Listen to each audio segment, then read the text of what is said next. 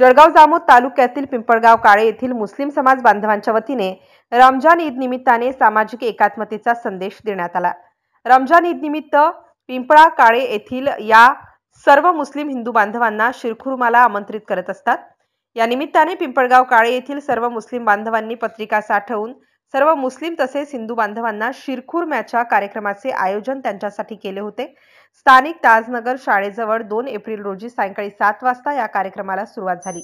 या प्रसंगी कार्यक्रमात जमलेल्या सर्व हिंदू मुस्लिम बांधवांनी एकत्र येत शिरखुर्म्याचा आस्वाद घेत आपापसात चर्चा रंगली। सर्व धर्म समभाव आणि सामाजिक एकात्मता टिकवण्यासाठी असे कार्यक्रम पिंपळगाव येथील नागरिक सातत्याने आयोजित करीत असतात।